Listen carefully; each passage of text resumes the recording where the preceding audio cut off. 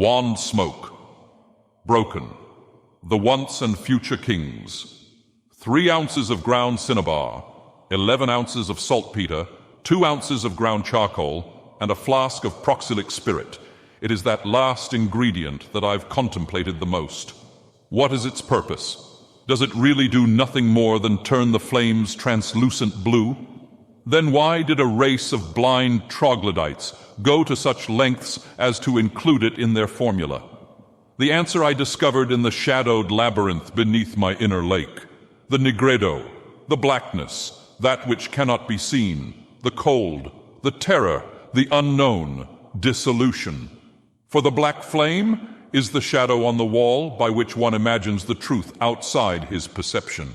It is the symbol of our ignorance and the conduit through which the spirits whisper their secrets. When transmuted inside the proper vessel, it is the alkahest, the first and final steps in the creation of the lapis. Kanti's contemplations from inside the labyrinth, symbolism in alchemy. Inside the soul lies labyrinthine darkness, cavernous twisting tunnels, dead ends, and pitfall traps. Black shafts that descend to hell, as the Marigolders know it. But in south, hell is what they call the northern mountains, where to venture means certain death and consumption by miasma. They're wrong, of course, just as they fail to understand the artificial divide between the spirits of the occult and of the religion of the patriarch. They make a prophecy of their doubts and fears, and thus lose sight that even the blind sees further into the shadows than those of greater vision, further even than kings.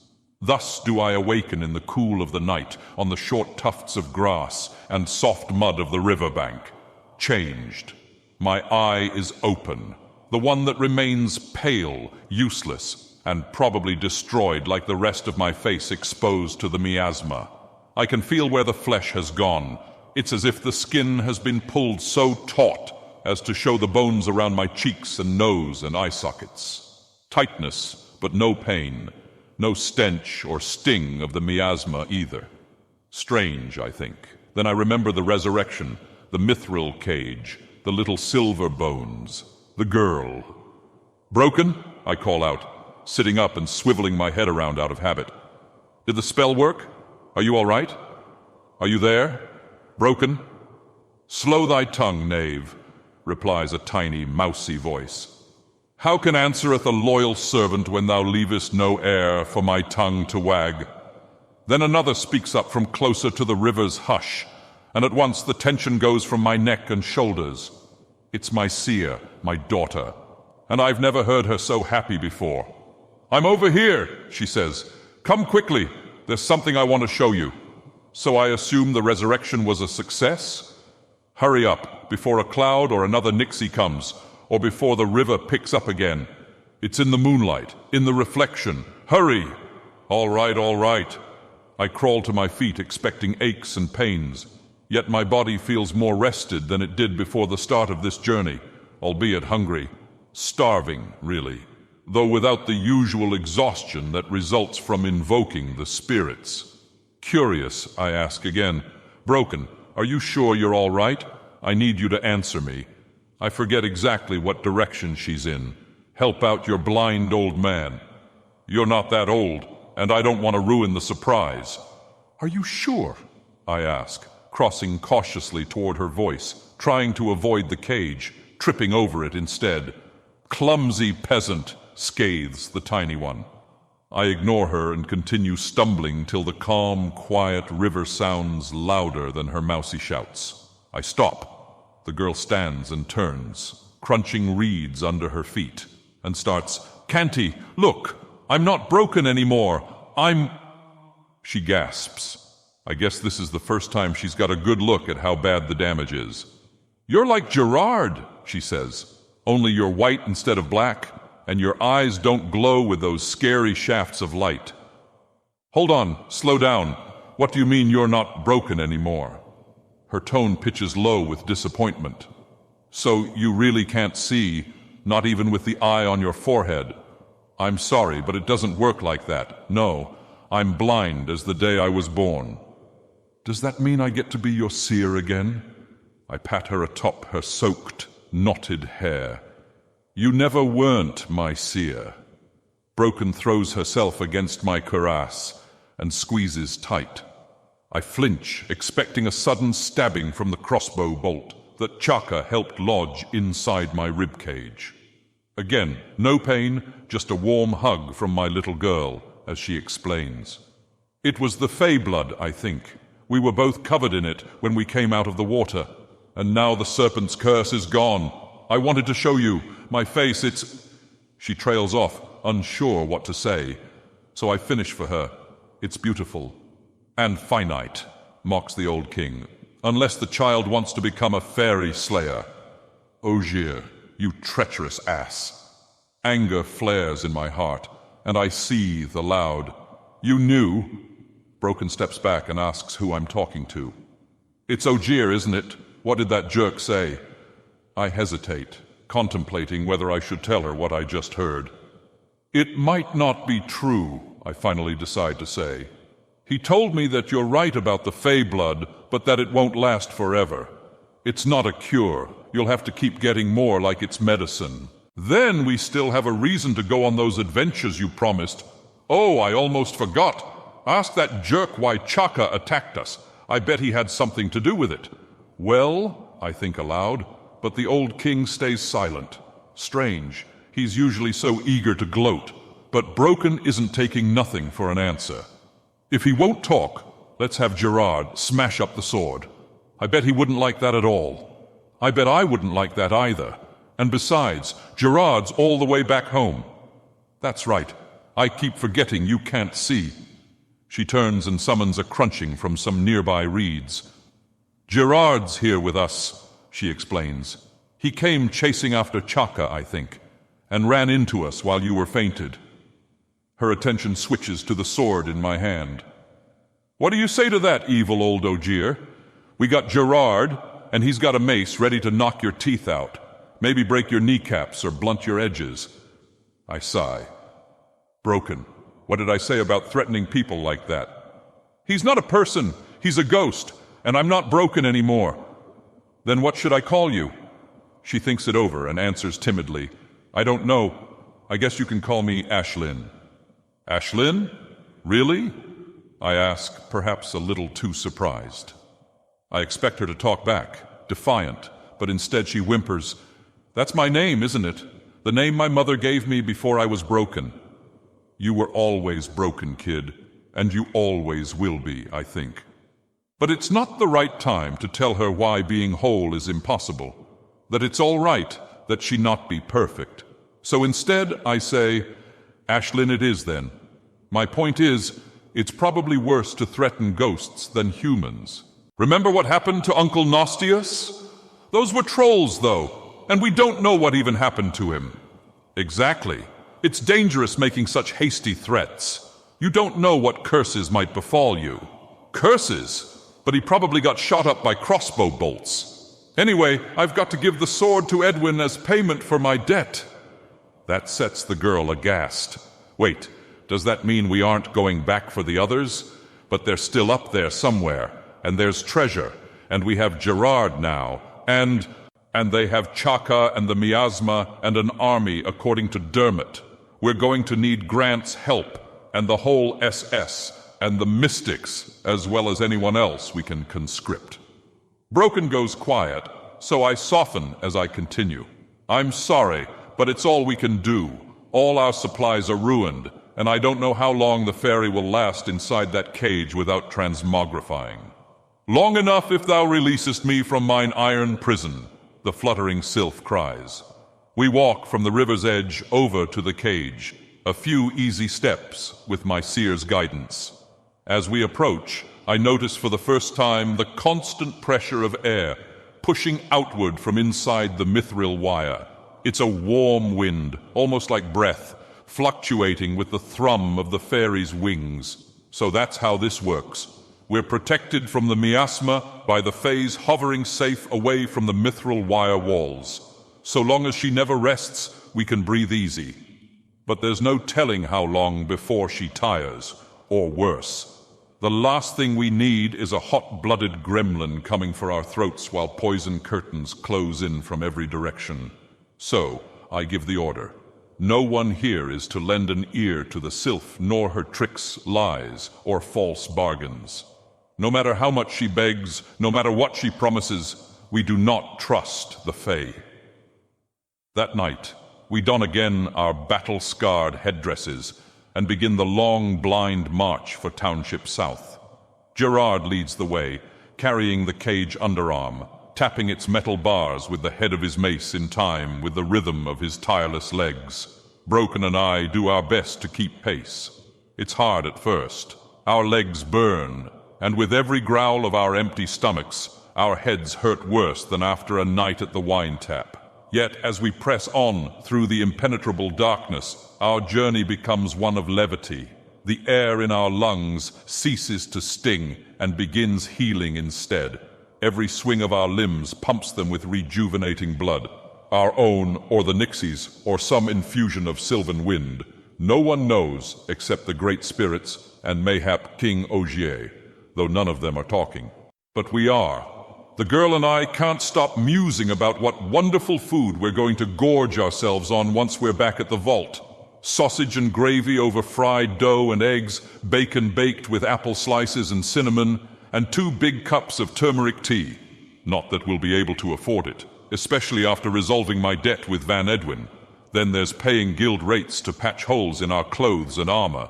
And after that, we'll still need to replace our packs, brass caps, wand powder, water skins, and medicine, depending how long the healing properties of fairy blood lasts. And miasma filters too, Broken insists, wanting to go Fae hunting as soon as possible. I understand. She'd rather not go back to bandages if we can help it. So I promise her that I'll do what's in my power to ensure her curse doesn't return a second more than is necessary. Of course, how I'm going to do that while blind and stripped of the eyes and Ogier's wisdom, I have no idea. But it's a future worth toiling toward, a fate worth chasing after. What do you think, you evil bastard? I asked the old king between speaking with Broken. No answer, just a vague premonition of fear in the future, and of hope submerged deep inside the eye of Black Lake. Wait, thoughts emerge of their own design. You're trying to find yourself. Is that right? I ask, because this is the first time it's occurred to me that the ancient, great, and powerful spirit, the old King Ogier, has not yet himself explored the depths toward which he has already guided me. I realize that though his eyes have stayed open over the span of centuries, they stare more blindly even than those of the clan of the Antler. Without insight, until now, I forewarn the old king, you won't like what you find there, amidst the bedlam where fear is lord. You must be willing to accept your station, to relinquish that which has thus far sustained you, but which no longer does. Can you give up your heart and soul of lead, or do you believe yourself already golden? We'll have to see when the time comes. Until then, hours pass over the rolling hills like breath in conversation. Broken and I get to talking again, and this time the sylph decides to join us. "Mercy!" she begs for the giant slayer to stop his constant tapping of mace and cage. We refuse. With no light to guide our way, Gerard's rhythmic rapping is our only means of navigation through the black of night. As I am your sole means of breathing amidst this human filth, so lest ye wish to become mist, and I an abomination, command thy thrall to ceaseth his uninspired beating, and to releaseth me free into mine heirs. Not a chance, I say. Even if we were trapped atop the Hellgates, we'd risk you transmogrifying before trusting you wouldn't stab us in the back. I pause and allow what I've said to sink in, then suggest my alternative. The only way I'd free you of that cage is under contract as— "Never!" she hisses before I can finish, and she means it. I know because she goes quiet after that, as do I, though Broken tries a few more times to persuade her to become our friend. No luck, no success, just the four of us, marching blind in silence to the rhythm of mithril wire and macehead, to our feet falling on dead, spiky grass growing softer as we walk southward along the grieving river deep, loud now and violent, contested only by the fairy winds, tearing leaves from the trees all around us. We must be entering the forest. I feel the miasmatic residue like molasses under my boots, smell the caustic mist stinging my sinuses. And the deeper we tread, the denser the miasma gets, the more it weighs down our phase-weary wings, the more our ward shrinks, the more shallowly we breathe as the humidity rises, and with it the heat and airborne acidity. And we're only a few minutes' march under the canopy, a few hours from town, so close yet simultaneously an impossible distance if this poison mist closes in on us. Gerard, hold up! I order the Revenant to hand over the cage for another interrogation, but the sylph strikes first. Save thy breath, burnt one, she says, her tiny voice smaller, her speech slurred and slowing. A better fate for us to perish than to become a slave to ye shadowed souls. Where have I heard that before?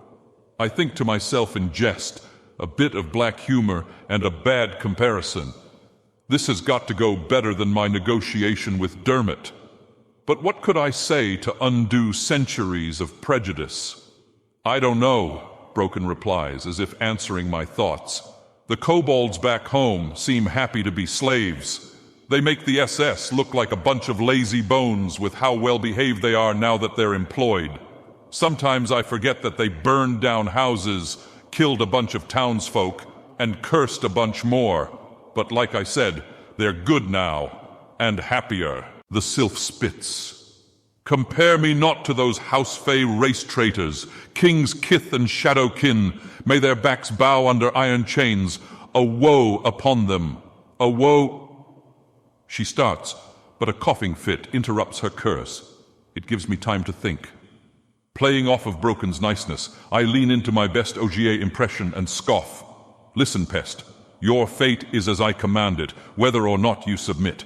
Either take the girl's mercy, bend the knee, and serve as our familiar, or I'll ensure you're transmogrified and sold into service as a mutilated gremlin rope hauler in Cynic's Undercity. Nay, she coughs, such is not in your power, humans. When your souls are devoured, I shall be free from mankind's curse. The sylph goes on, hacking more and more frequently. Seems to me she's more sensitive to the mist than we are, so I let her exhaust what clean air is left to her lungs before I respond, not to her, but to Gerard. If we die before making it back to South, I want you to deliver this fairy to Van Edwin as payment for my debt. Do not let her succumb to the miasma, you understand? Returning to the fairy. And you, do you understand? Or do you still doubt? Broken relays the command, while I wait for the Fae to answer. It's a painful minute that passes by. My throat burns from speaking so windedly with the fog creeping in, though my nerves feel worse. We're dead and done for if this doesn't work. Lucky us, she breaks and says, Ye are truly and fully human, whose will is always subjugation, so be it. Better to keep mine own blood than my name. Muad'Night. There it is for ye to pillage. Ye may make me kneel, but never will ye corrupt mine essence. Muad'Night. It's not until she tells me her name that I connect the contracts I made with the Fae prisoners. They had done the same as we pierced their ears with rings of golden anvil steel. We had made them familiars, and now Broken and I do the same with this sylph. Gerard tears the butted mithril ring from atop the cage and twists it into a skin-tight coil around one of the fairy's legs. It burns her at first, a tiny sizzle of blistering flesh and little hisses of pain as we state the terms of Muad'Night's enslavement. Henceforth, she is bound to the person of my seer, Ash Lynn. She shall obey her commands and betray her not till the day of her dying breath. Then, and only then, shall her freedom be returned. "Do you submit to these conditions?" I ask Muad Knight. "What choice hast thou left me?" she gasps between troubled breaths. "I shall become familiar to you, humans. There, it is done. Now release me." If that's what completes the ritual, it's not very ceremonious. No signs of magic or the presence of the spirits. We just have to trust that what worked for the kobolds and that what we suspect worked on the trolls will hold this fairy from fleeing into the woods and leaving us to our doom. But what other choices do we have than to risk suffering our fears or to suffocate with certainty while fleeing from them? We open the cage, and at once storm gales surge from the open hatch and from between the wire bars. They catch us off guard, would knock us over if not for the residue adhering our boots to the forest floor. But we manage to keep our feet, albeit deafened by the howling squall like the call of 1,000 owls. I'm not sure which is louder, the gale itself, or its stripping of leaves, or the wind snapping branches, or the crash as those broken boughs tumble into the weeds. Then it's over in an instant. The breeze calms, till the only sound is the hum of wings as familiar Muad Knight hovers above her cage, rejuvenated by such a small expansion of freedom. It's like some creatures really are born to be slaves, I think, for a moment, then dismiss it. That's the old king's opinions creeping into my own. Then what is it, I think? I'm not sure I'd side with the likes of Lohan, as noble as that madman seems. I mean, he's probably right about the evils of gremlin slavery, especially in places like Cynic's Undercity. Their mutilated bodies are still awful to contemplate, but is it the same as at the blast furnace in Glassborough? Is making the Fae into familiars any different just because they retain their sylvan forms? And if it's not, what's the alternative? Robbery, kidnapping, hunting, and murder are all I can come up with as we wade southward through residue and woods. So I ask Broken what she thinks about it. She hums and answers, "I think sometimes fairies are like hobs, and sometimes hobs are like people, and sometimes people are like monsters, or mushrooms, or mushroom monsters. I don't know. I don't know what I'm saying." "No, thou knowest not of what thou speaks," squeaks Muad Knight. I admit, I don't know how her response relates to Fae slavery, but I'll be struck and damned by the wise patriarch's lightning before I let that little pest discourage my seer. Instead, I reach about till I find Broken's hand and give it a squeeze, pretending that it's the fairy. I reply, "Don't listen to her. Keep going, please. I want to hear what you have to say." She stammers, "It's hard because it's like everybody's the same. I mean, they're all bad, I guess, except for the good ones. But then, a lot of the time, they were bad too, in the beginning." "Like who?" I ask, and she lists Edgar, Grant, Chaka, and the kobolds, and maybe even Ogier, though she's still not sure on that one. Curious, and still not certain where her mind is going, I press further. So what happened that made them good? Humming between, she starts and stops. Several thoughts mid-explanation before finally deciding upon us, she says trepidly, then with greater confidence. "We did. We were what it was that made them good." It warms my heart, though maybe that's the shafts of light we cross under growing broader by the step as the forest canopy thins. Whatever it is, I think that I'm finally starting to understand, as she is, as she says. It's better than before. Everyone is happier, except maybe for Grant. But that's his fault, because he's just mad he didn't get to turn the cursed into an alchemical weapon. Oh, and Dermot too, but he was almost as stubborn as was Mr. Bilar. If they were alive, I bet they'd be just as happy as the rest of the prisoners. Muad Knight interjects, adder venomous. "I knew it. Ye humankind are naught but wellsprings of tyranny and corruption. Woe is me that I am bound to thy blackened soul, to that gloomy ring more oppressive even than mine abhorrent shackle. And happy, dare sayest thou, how content could be my kin and kith, draped now in chains, when freely they reigned before the coming of the shadowed king and his human miasma. About that, I ask. Ogier mentioned something about sylphs gulling children off cliffs. Lies is the response I expect from the Fae. Yet what I get is something far more telling. She raves, "Tell me, burnt one, for we fair folk cannot comprehend how it is ye humans blame us, when and whence it has been ye who stand the eternal transgressors. By what right complain ye that a few kindled souls perished by fair hands, when your own are coated with blood red and silver? All guilt lies with you, as doth evil and hate. With you, not us. We act only what is in our nature, yet ye have none of your own, so ye cast your hungry shadows of oppression. Even when from you we fled the motherland to this island refuge, ye followed us. Ye cursed our ways, cursed our making the kindled ones forever bright. Verily, the thought that we might find kith to absolve our loneliness and grief offended you who desire only darkness, death, and the torturous toil of the poorest and freest for the rule of the few. Shoot me, I think, after at least an hour's march, listening to the tiny, wingy, girly version of Dermot's resentment. I didn't expect of all things that the fairy herself would be the one to convince us that what we're doing is correct. It just goes to show how little I know, how dependent I am on others' wisdom and senses. I don't even notice as we leave the woods until Broken comments. Then all at once, the whole world comes alive, like crossing from a nightmare into the loud and cozy reality of South. What's left of my nose floods with the sweet stink of summer. Sweaty bodies, many reeking of alcohol, animals and their filth trampled into the soil, hints of soot and of herbs wafting from the distant guild halls.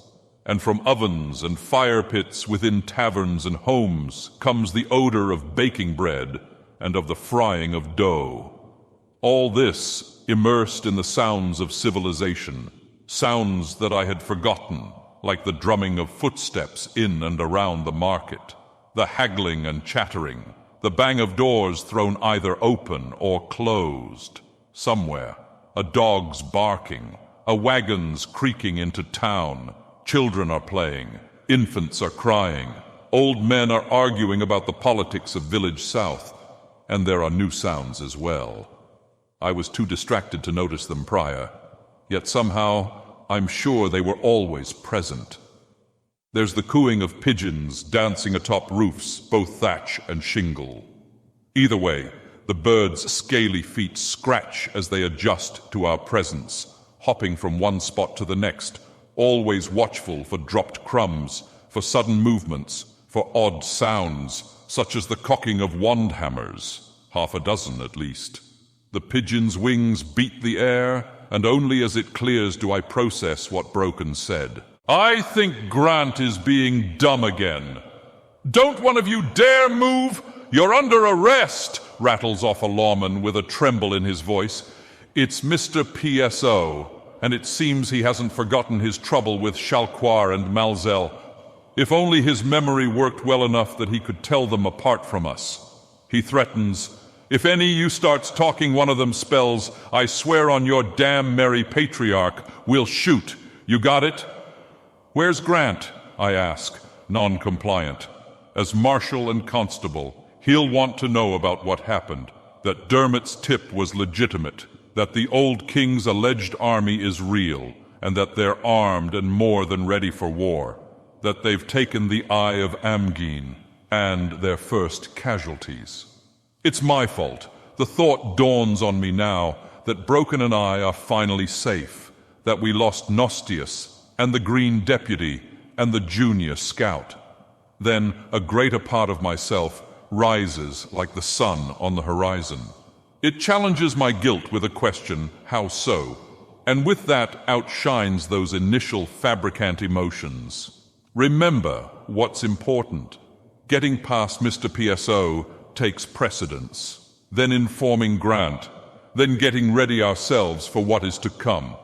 Hopefully, the news will prove enough of a diversion that this elixir-addicted idiot will forget me and the girl. I let him know. I've got information for the constable about a likely threat to... Shut it, the deputy flaps his mouth. Don't try and defend yourselves. Deps, Dalton, and Clay told us the whole story.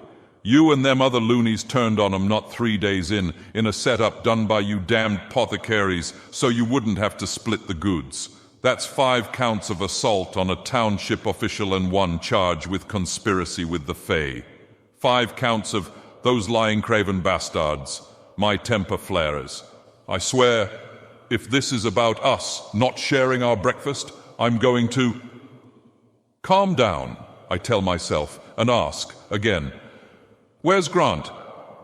Constable's in his office with a fat sack of coin waiting on word of your arrest.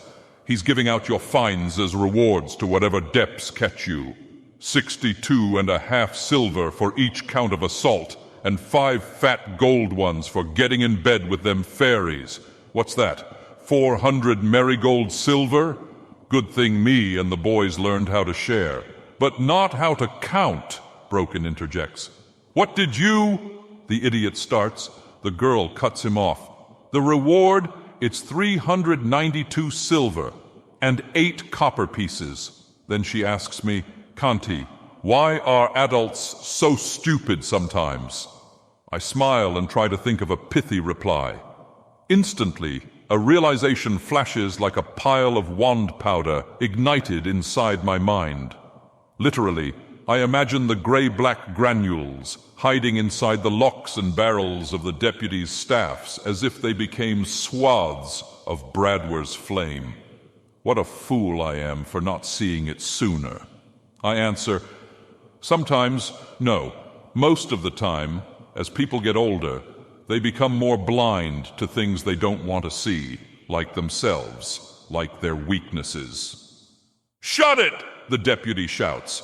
You ain't tricking me with that rubbish. We got Corolla, Cabora. We got word from that old-timer that you was fighting over loot. So you just drop your weapons and tell your monsters to go back into the woods where they came from.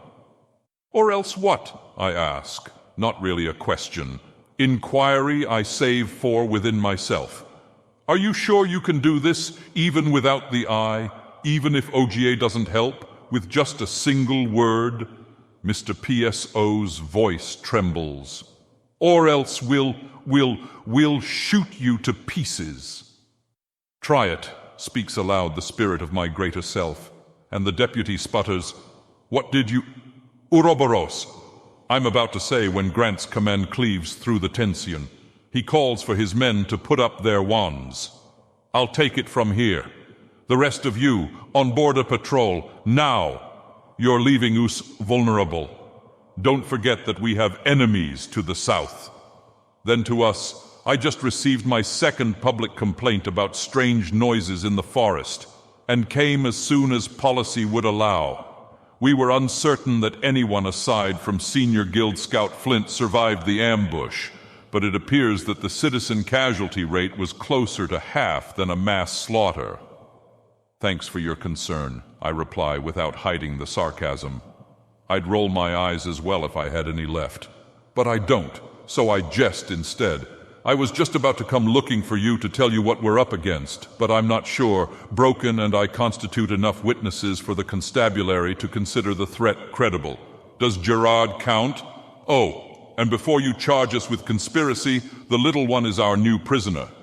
Prisoner? What crime committed have I for thou to condemn me so? Grant pauses a moment, probably to assess whether my decision is lawful. And in the meantime, Mr. PSO works up the courage to question his superior. Constable, he starts. But about the reward. You promised a bounty for the traitors' heads. You even signed a paper. An ordinance, Grant corrects him. Which, if you took the time to read it, stated clearly that I reserved the power as constable to rescind the criminal accusations and monetary reward upon receiving further evidence or witness testimony, which I have, and I've decided to rescind them. His tone hardens. Now, you have your orders. I want you out of my sight and patrolling the border. Just because you're injured doesn't mean you're free from duty. Mr. Pissot gasps and sputters. But boss, you know I can't read. And what about justice for my broken hands? And we stayed out here for days waiting for these loonies to show up. It's not fair to me and the boys. The next sound I hear is the swipe of steel clearing leather, then the click of Grant's 6-shot wheel wand. I'm not asking, he says deadpan. That is an order. Obey immediately, or you're all arrested for treason, martial defiance of a superior officer, and dereliction of duty, misuse of township property, armed coercion, and littering. At once, grumbling scuffs the wind as hobnails scape the earth. The deputies scatter like a band of orphans disappointed to discover that there won't be a second serving of porridge today, that to ask for one will get them naught but wrapped about the knuckles with a cane. I savor the victory. It's good their wands remain operational if we're going to war with what is to come. Broken, though, isn't so patient. She blurts out, "Can I send the SS after them? Those jerks should be mining salt in the vault." "Negative," Grant responds. "We need men ready in case there's an attack." His eyes divert from the girl to the Fae, then back to me as he says, "I approve of your decision, Warden. You'll receive no harassment from the constabulary so long as the ferry stays under lock and key. Seest thou? A soul before thee utterly swollen with tyranny and corruption." "Thanks," I sigh, exhausted. Broken asks, "Can we go home now?" "Not yet, citizens. You're both legally obligated to give me your reports.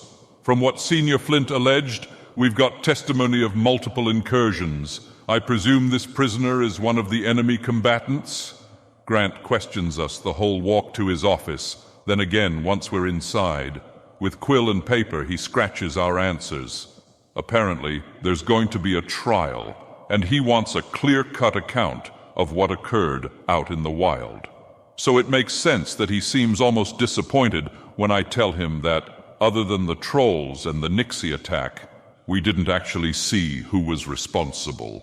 Only that Junior Barney was shot by accident, and that the 2 returning deputies had fled in dereliction of duty. Our story corroborates with the Guild Scout's testimony, which makes evidence enough that both deserters will be hanged if found guilty by 2 of 3 town councilors. Senior Flint, too, will face the same fate, charged for the negligent death of his companion. "That's not fair!" Broken and Muad Knight claim that the constable is being unnecessarily cruel, that what happened was an accident. And the girl even tries to say it was really her fault for shooting at that Nixie without telling anyone first. Grant hears none of it. So fixated is he on the identity of the gatehouse assassins that no matter how many times I tell him I didn't see, he keeps asking till I say that they might have been Hobbs operating those crossbows. I warn him about the army of gnolls that Dermot foretold, which, if real, could march down from the mountain and on to south at any moment, maybe even tonight if the old king's husk considers our expedition a provocation. Or an excuse, I think, is entirely more likely, but Grant refuses to believe either is possible. The old king's soul is inside his sword, and you have the sword right there. It's most probably a band of rogue ghouls. I'll put in an order for civil service rod models and have all the deputies load them with silver shot. In the meantime, we'll have to make do with rock salt. You said it was effective against the Fae? The Fae aren't what you should be worried about. What does the old king say? Grant asks, short and quick as a frightened dog snaps. Nothing, I think, and Ogier declines to comment or question or so much as scoff at me or the situation. It's unlike him, but maybe he's sequestered himself inside the mithril blade. After all, what's it worth haunting me without my access to the eye? And why bother when a new prospect lies in his near future, a new owner, a new host, a new means to be reunited with his former state of strength? Is that what you think? Even after Chaka came after the eye but paid you no mind? No answer. Nothing. Our testimony recorded, Grant finally lets us go. And though we're both desperate to collapse in our beds, Broken and I decide to visit Verva and Van separately. The girl is excited to show off her rejuvenated face to the mystics, especially since Grant, that jerk, didn't say anything. I'm happy for her, though for myself, I shudder to think what's left behind my headdress. Combine that with the weight of an unpaid debt around my neck and of the loss of Nostius. The girl seems to understand, probably sees it in my soul. And so she lends me Gerard that I might find the king's lodge and, with hope, lighten my load. No luck, not for either of us. After begging me to carve my name and Lord of the Black Flame into what I'm told is a pickaxe handle, the new girl serving drinks finally tells me Van Edwin is out. Took off in a hurry less than an hour ago. Broken says the same when I meet her in the street, that Verva and Thomas are absent the guild hall, and that she had to carve her name into half a dozen of those stupid handles that apparently the Miners' Guild started selling, telling everyone what a great idea it is to purchase a piece of a local hero's recognition. I hope they're not charging too much, though even if they are, it seems the gullible yokels can afford it, so long as South remains prosperous. And for how long will that be? I wonder and answer immediately. For as long as we keep working to make ourselves a little bit brighter. With that in mind, Broken and I start for the vault. There will be time to visit friends once we've prepared for what is to come. I never considered that our friends would visit us. Welcome back! Their joined voices rush to meet us as soon as we're through the black glass doors. It's Verva and Vaughn and Thomas and everyone. Edgar and all the kobolds, the squeaky mystic doorman that Broken doesn't like, that apothecary novice who makes us tea a lot. Even that old man from the Golden Anvil who sold us our armor. And a bunch of others whose voices I don't recognize. Congratulations, they say, swarming us with warm hugs and handshakes despite the filthy condition of our clothes. It's as if they don't notice the lingering odor of sweat and miasma, nor the crossbow holes, nor the gruesome stains that must color each of us in splotches of crimson and all over black-blue. Maybe it's the sweet cinnamon aroma of fresh loaves of date bread, courtesy of Thomas, that keeps their noses occupied.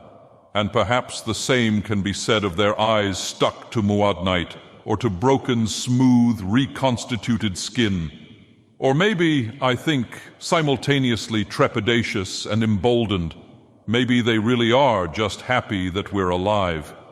It's a short celebration. We eat our dessert and drink tea and tell everyone what happened on the peak at the old King's Keep gatehouse. In response, the party offers gasps and platitudes and a few words of admiration. Then it's back to business as usual. The guests depart, all but Verva and Van Edwin, and Edgar hangs around for the discussion as well. How long do you think we have to prepare? She asks. I tell her, I don't know, though I think I've got a plan. But before we talk about that, I speak to Van. There's a debt I'd like to pay. I hand over the mithril cage and King Ogier's blade. Sorry if it's not in perfect condition. Will these be enough to keep Vanguard acquisitions afloat? Edwin chuckles and asks me if I'm serious. Really, friend? You think I'd rob you of your weapons when a horde of ghouls is threatening my livelihood? Who will I trade with if an army of Hobbs conquers the island? And where could I hide when finally they come for Berg, for my family? And who else will take vengeance for Nostius? He shoves the sword back into my hands. It's yours, friend. Now, let's hear this plan of yours, see if we can't turn a profit. I dream of a road running through the very heart of the mountain, of a hollow below the surface connecting the seat of power to the veins of my ancestors. With blind eyes I see inside those depths their shadowed labyrinth, black beneath the water. A light at the center shines in golden white.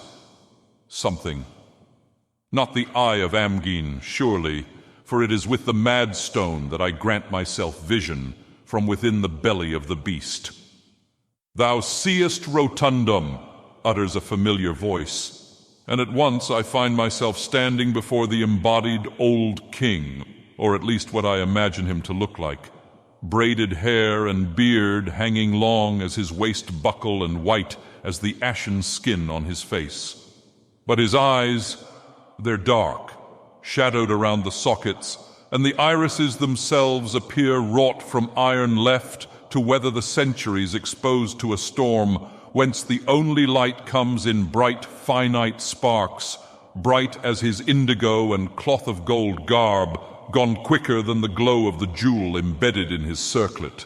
Darkness falls. No longer can I see the walls of the labyrinth, nor Ogier's visage, nor the Ouroboros swimming above us when, "What seest thou?" asks the king. "You're not really Ogier, are you?" I pose to the figure now invisible in the dark. He does not answer, though I can feel him drawing closer from the pressure of the water, though there is no hint of warmth. "Who are you?" I try. "What are you? What do you want?" But no luck. Only the muffled sound of soldiers approaching and the taste of miasma poisoning the lake. What did he ask me? "What seest thou?" I mull over it for a moment. The bitterness. Like chili seeds ground between my teeth, it releases a mouthful of heat and agitation. It stings my tongue, cheeks, and sinuses, so that phantom droplets run from destroyed ducts and nostril. Even as I spit out, "Nothing! The eye of Amgine is gone, taken, torn out of my head by a backstabbing hob, so I can't see anything, nor anyone." I think of Broken's face and that I'll never get to see it, smiling and finally free from the curse. "Because I'm still just as blind as the day I was born," I mutter, soft and insecure, trampled as the sounds of marching grow louder. That was the wrong answer, a lie, a deception, and now the minions of destruction lurk on my doorstep. Think, troglodyte, think. What do I see? I try. The king, my enemy! And the footfalls surrounding me turn to malicious yipping. Desperate, I start saying anything. A champion, my companion. Domnall in a costume, the wise patriarch. The water turns to residue, then to tendrils of consuming translucent flame. Crossbows loose, but a voice is piercing their twang. "Thou knowest not of what thou speaks," squeaks Muad'Night. "How many times must thou repeatest before understanding dawns on thee? From Bedlam, the spheres separate. From shadow, light. From light cometh shadow. One prima materia, from infinite immaterial." And just like that, it becomes obvious. How could I have not seen it? How could I not know to speak the words, "Thou spirit enantiodromia"? And speaking them, the world reverses, so now I'm standing at the center of the maze, the treasure glowing golden white, waiting for me to take it. I reach out and awaken, blind, eyeless, in a cold sweat inside the vault of the black flame where I'd laid down to rest. When? How long has it been? By the chill, it must be night, though the clamor would suggest otherwise. The clink of glass bottles rings out as one is added to a crate of others. Then there's the hiss of a stoked fire and the roar of water boiling. Then a voice, Edgar's. "Careful, woman. That new West End glass is as ill-tempered as it is expensive. Useless, overpaid, bumpkin glass blowers. I can't understand why Kenneth or Otto entertains those zealots. Feed them to the crowned royals, I say, and bring back competitive prices and quality control," a woman replies. It's Verva, though I almost don't recognize the aggression in her tone. It's as it was half a year ago, blunt and imperious, as it was the day we captured Edgar in the first place. Those heartless bastards entertain nothing. They just don't have the manpower to take back their factories. You probably haven't heard the rumors being locked in the vault every day, but they say the owners have lost control of most the city, that they're holed up in the Crystal Palace. and that between royals taking the south and gremlins seizing the east, they're likely to be overthrown. So, good riddance, I say. They reap what they sow, and I'm certain that anyone with a soul would agree. We'd rather pay a few extra copper pieces if it means that fewer people are slaves or starving. Gremlins aren't people, the doctor sneers, and nobody was starving. Or if they were, it's not our fault that they couldn't manage their purses, because they certainly had enough spare coin to afford my elixir. Another whole industry gone the way of the troglodyte. And what way is that? I ask. Edgar clears his throat. You're finally awake, eh? Lord Kanti, answers Virva, demure. How long have I been out? It's not morning already, is it? It's evening now. The sun should be setting within the hour, although... And what about Broken? She's still asleep. Kanti, both of you have been under for more than 2 whole days. Even after hearing what happened and seeing your injuries firsthand, I can't imagine the suffering you must have experienced, but I'm happy to see that you're awake and healthy. She approaches in quick, short steps, sandals soft on the hard wood. Then suddenly, I'm swathed in cloth folds as the broad sleeves of her robe wrap around me. It lasts a few moments. Virva clings to me like a child to a father, or like a wife to a husband, just before he goes off to war. It's in her embrace I notice that I'm not wearing my headdress, nor my armor, just a shift, though I swear I left them on so that no one would see the scars. I hope you don't mind, she says, reading my body language as we separate. But I took it upon myself to clean you too and your clothes while you slept. I grimace, embarrassed, yet I thank her nonetheless and ask, was Grant willing to commission the funds for our golden anvil repairs? Edgar's peg leg clatters a few steps across the cave. Here you are, you damned spoiled trog, he says, tossing a couple bundles nearby my feet. They land with a muffled clank of plates and rivets, as if in answer to my question. And we've readied that other rubbish. Satchels are in a wheelbarrow by the door, next to a new pickaxe like you asked. And we've got 9 crown elixir bombs. You're welcome, but there's no need to thank me, really. Then I won't, I think, and order the doctor. Good. Now there's one last thing I need you to do, and you'll need to hurry because there isn't much time. Take Gerard and go into town. Have him carry you if you have to, but whatever you do, don't let the sun set before you make it to the Mystics Guild Hall. I need you to talk to Thomas and see if he has any of that cinnamon date bread made. I'm starving. Edgar grumbles at first, but it's not long before he gives in once Gerard emerges from the deeper tunnels.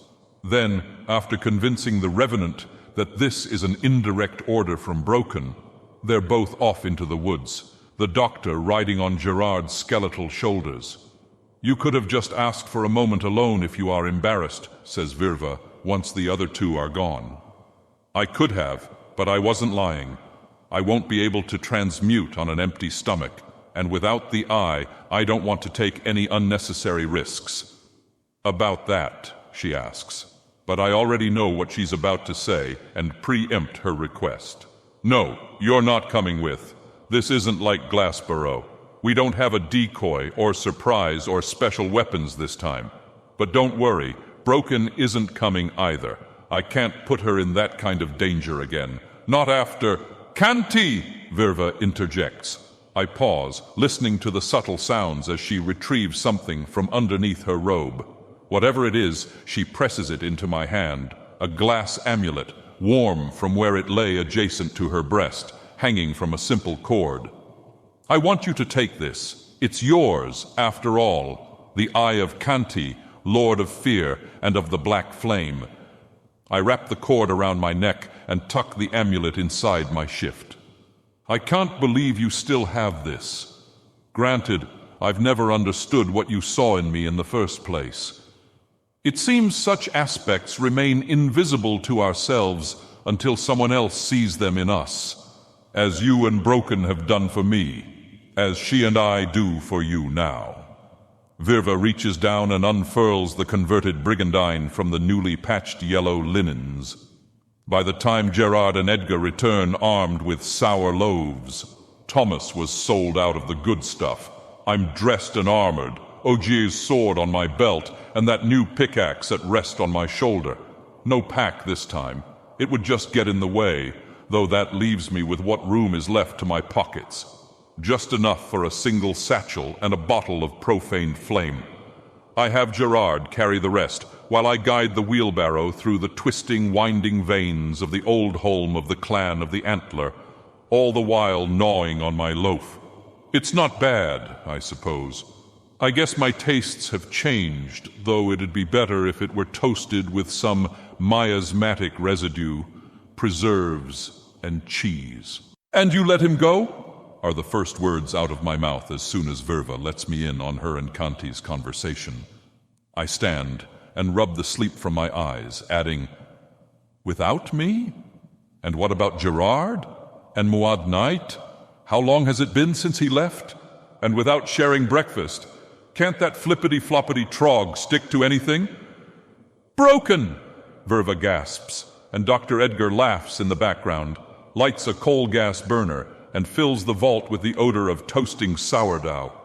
I wonder if we have some preserves and focus. I pull myself back from the distraction despite the ogre-sized hunger growling inside my stomach so loudly that I feel like I have to shout for them to hear.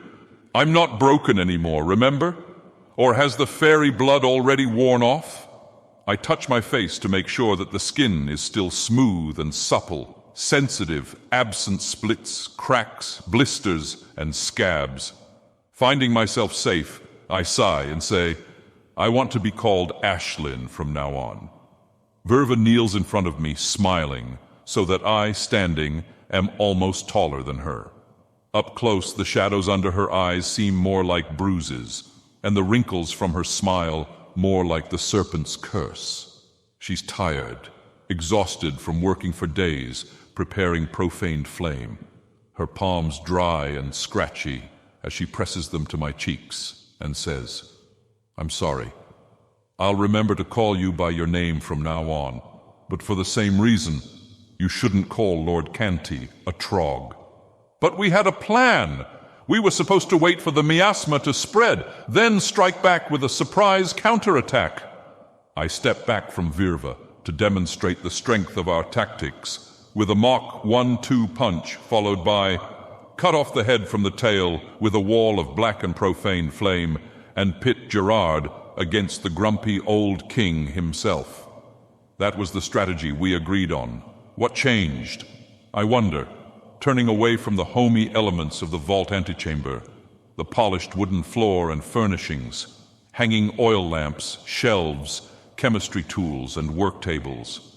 I gazed toward the smooth stone and cavernous darkness, and deeper, past where the kobolds toil under the watchful sockets of my loyal SS. I look into the depths, the winding veins once ossified, yet once again flowing with the red-hot blood of the mountain.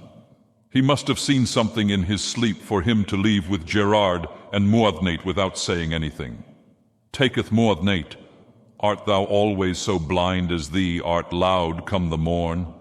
Yawns the sylph, stirring from her perch on my shoulder. I can just see her out of the corner of my eye, moth-winged and antennaed, her body feathered and bright like an iridescent hummingbird's. She yawns long, stretching her colorful wings and limbs. Or art thou truly as vulnerable to deception as I recall said of human girls? I am familiar to thee, not to that burnt one. Taketh me, he cannot. Boys are dumber, I say, tempted to flick the tiny fay from my person, though that would probably break her thin silver bones. So I let her babble on while I stuff my face with the toasted sourdough. Edgar, this tastes kind of funny. I don't think you should cook food with your chemistry tools anymore. Muad'Nait squeaks, offended. Art thou even listening, or dost thou carest not if thy kith all perish under the shadowed king's mist? The miasma, it's spreading. Art thou deaf as well as dumb and blind? Nay, not thou, but ye, for such is the nature of humankind, to fool themselves with stupid rhetoric. And ye have the gall to blame us fair folk, when it is your own fault that you are so easily gulled, so prone to corruption, too dark to ascend, too heavy to fly. You're wrong about us. I want to tell her that she doesn't have the eyes to see that her notions of humanity are really upside down, but I don't have time to argue that now. If this part of the plan hasn't changed, our signaler should be on his way. So I ask Verva to help me don the armor that Canty ordered repaired while we slept. He had them sharpen the dragon lance as well, just like he said. I'll need it. A death wand loaded with lead would prove useless. And we still don't know if salt affects the hobs. I ready mine anyway, load it appropriately, affix the bayonet, and line my pockets with satchels of black flame. Verva does the same, while Edgar fetches a couple members of the SS to fight alongside us, armed with their rusty steel partisans. More useless weapons. Maybe they can hold a hob down, like Grant did the Marigold Ogre, I tell myself. But I can't shake the feeling that we aren't prepared. If only Uncle Gnostius were here. He could transmute some of this stuff into silver. Footfalls sound from without the black glass doors. Heavy steps and clumsy, as if the runner's boots are too big and his motion out of sorts with the intentions of his body. It can't be, I think, holding myself back from calling out the alchemist's name. Then the squeaky voice carries through the glass, and I'm glad I didn't embarrass myself in front of Edgar and Muad. They'd never let me live it down, mistaking Kayleen for someone whose appearance is impossible, though another part of my heart wants me to believe that by saying his name aloud, it could really become the apothecary and not the annoying doorman calling. "It's in the town! You have to hurry!" We follow the river east, then north, where it forks into a canal running south through the township center. Our original hope was to hold the battle where housing is sparsest north of the jailhouse. But according to Kayleen, we're to join with Grant at the fallback point. That's the market square, which means the miasma's already consumed a few houses. We see them as we enter town, doors flung open and left ajar, abandoned. No broken windows or blood or crossbow bolts, just an acidic purple cloud so thick that fairy wings can hardly hold a space large enough for me, Verva, Muad, the doorman, and SS deputies, Brawns and Strongs. We left Pegleg Edgar behind because he's a coward, so it's just the 6 of us plus Grant and his new constabulary, wherever they are. Kayleen shouts out to them as we pass from under the blanket gas and into the pallor of an immense full moon. "By the old king's grace," his voice carries over merchant stalls and wagons. It echoes off shop fronts, once his own, then someone else's.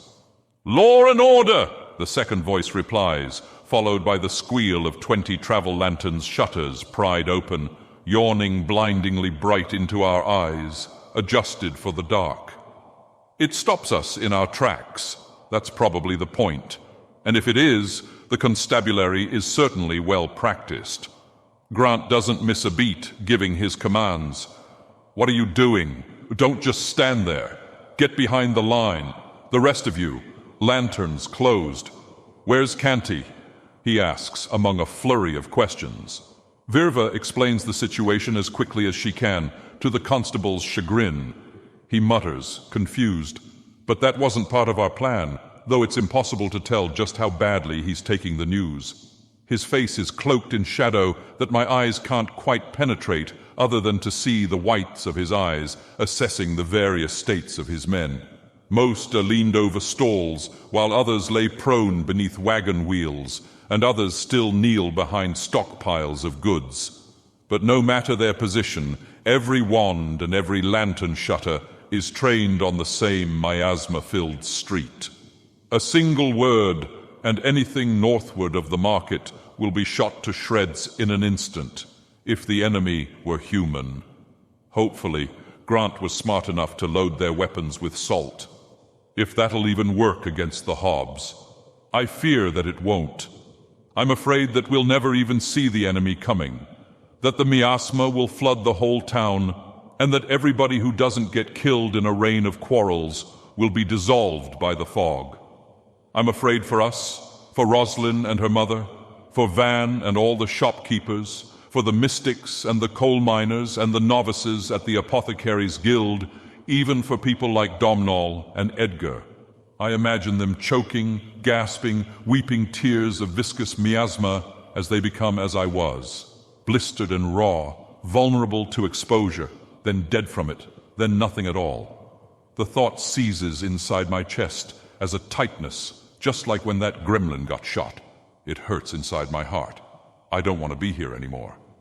My mind freezes, startled as a hand lands tentatively on my shoulder, where only layers of linen lay between the intended warmth of skin on skin.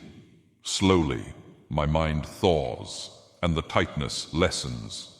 The hand, it's Virva, I know without looking, reaching out to comfort me in a way she couldn't do until today, by touch, communication without words, pressure without pain that conveys love, affection, and acceptance. It's strange how suddenly calm I've become from a gesture so small, how good it makes me feel, too good to be real, too good for me to deserve it. Because I don't deserve to feel this way, because without the Fey blood I wouldn't, and I won't anymore once it wears off. I pull away from Virva. I'm sorry, does it hurt? I should have put bandages on you, but I thought, she says at once. I shake my head, smile, and interrupt. No, it doesn't hurt, it's just... Grant hisses for us to quiet down. All ears and eyes stay open toward the north. But boss, starts one of the deputies. It's Mr. PSO whispering. The fog ain't moved an inch since we got here. What if they's going round the sides for a sneak attack? Then we'd see the miasma accrue west or eastward. Wherever there are hobs, the mist is sure to follow. But what if they ain't all hobs? The wooden thwack of a wand pommel rings the deputy's skull like a broken bell. Does anyone else wish to question my command? The constable asks the rest of his men. Then after a moment of silence, no one? So I am to understand there won't be any further insubordination? Because as marshal, I can assign you to a different post if this one is proving too stringent. Really? Cracks the voice of a young man laying prone behind a wagon wheel. Grant plants a foot on the center of his back and cocks the hammer of his wheel wand, saying, Really, you can join the warden in the vault as a member of Ashlin's SS. He presses the muzzle against the back of the deputy's head. I'll handle the paperwork. All you have to do is... Bronze, Strongs. My mind projects on its own a sudden rush of animus to the skeleton souls, just like in Glassborough. Cut his hands off, it commands, and in the dark, no one will notice the rusty partisans readied overhead. In a split second, they'll fall. Their dull blades will sever skin and tendons. The impact will break bones. And finally, despite him ignoring my tips and warnings, despite that I've been the one to save him on a number of occasions, even though he'll never admit it, finally, now he'll realize that he should have listened to me all along. Burgeoning are the words like arrowroot, quicker than I can think, they chant. Cut off his hands, his feet, his manhood, make him the same as the Fey cursed he despises. But none of that happens. Instead, it's Virva who intervenes so fast that the members of the SS don't even have time to raise their weapons. She darts between the man and the boy, a shadow between shadows. Her hands become enveloped in the silhouette of Grant's death wand. Reflexively, he jerks the trigger. There's a click, then a soft thud, then nothing for a while. Just Grant and Virva, staring at one another, and the rest of us staring at them, speechless, scared, hardly breathing the air so thick with the tension between them. When this is over, Virva breaks the silence. I'm going to have a long discussion with the rest of the council about your position as marshal. She peels her hand from betwixt the constable's wheel and hammer, glares into his night-shadowed face. For it has become apparent that you are no longer fit to serve your station, like the old king himself, corrupted. Mordnight seconds that opinion, though nobody hears her. So transfixed are they, as Grant aims at Virva's heart, uttering treason, and without hesitation he fires, nothing but the metal clink of a wand hammer against an empty nub. It makes me shudder, though not as much as when he repeats the action 5 more times before realizing he's been disarmed. "Impressive!" the sylph whispers, watching 6 little brass caps glinting as they tumble from the mystic's palm. She would have made a great kith to use fair ones. If only we yet reigned the years, she remained bright. "Shut up!" the constable curses. Mr. PSO stammers. "But boss, I think—" Grant cracks him again, this time knocking him unconscious with the barrel. "I said shut up! What part of your orders don't you understand? I am marshal. I am constable. When we are at war, it is me that you obey. I am the law, and in the name of the old king I say shoot that woman for her acts of treason." No one moves, no one except the fairy fluttering and giggling into my ear. "Seest thou? I told thee of human nature, black and gullible, and so very prone to tyranny and corruption." "No," I disagree, and level my death wand at the constable's chest. Salt shot through his officer's greatcoat shouldn't kill him, I think. Mostly that's just Grant. Probably because he lost his mom when he was young and had to become his dad before he was ready. It's sad to think, but it's happy too, that Canty and me could have ended up just like him. We had a plan and everything. Tunnels we'd found that span underneath Village South, that we had dug closer to the surface, and there intended to plant satchels of black flame in waiting for the day of ultimate vengeance. We would sow together a great firestorm so that nothing would remain but the ashes of those who left us forlorn. Only we made friends first, even out of our enemies. I try to look Grant in the eyes. He's not totally bad. Canty wouldn't want me to shoot him if I didn't have to, just like what happened with Dermot, but I can't find any light in the constable's shadowed face. There is only darkness there now. His eyes are closed, and whether that means insight or blindness, I can't tell, so I lower my weapon and say to him, "I know that good and bad are hard to understand. Sometimes good people do bad things, and sometimes bad people shouldn't be shot for being bad, even if the law says they should. And it's because—" I pause, unsure what to say. Honestly, I don't really understand the reason myself, and it doesn't matter anyway. The thought's gone, crushed under the sudden simultaneous cocking of wand hammers, the simultaneous fall of fingers on lamp shutters, frozen with friction against those little metal plates, awaiting their command to open fire into the miasma, where the scratch of clawed feet reaches us more than 10 yards away. Grant's eyes open and turn their attention toward the miasmatic veil. "Hold your fire," he whispers, loading new brass caps onto the back of his Deathwand wheel. "They don't know we're here. Listen," and we all go quiet. Some of us even hold our breath as to hear the cadence and caution of the enemy's feet, slow and uncertain till they stop completely at the edge of the fog. Something's gone wrong. Not for us, but for them. It becomes more and more obvious the longer we wait. They don't want to leave the miasma. It's as if they expected it to have spread further than it has. "Ashlyn, is this your fairy's doing?" "Nay, even mine heirs cannot withstand such a tide," Muad responds, not bothering to quiet her tiny voice. She must not realize how far her squeaks can carry. She doesn't even take cover, just flutters mid-air between me and the constable, where the ghoul's keen ears and noses sense her silver blood.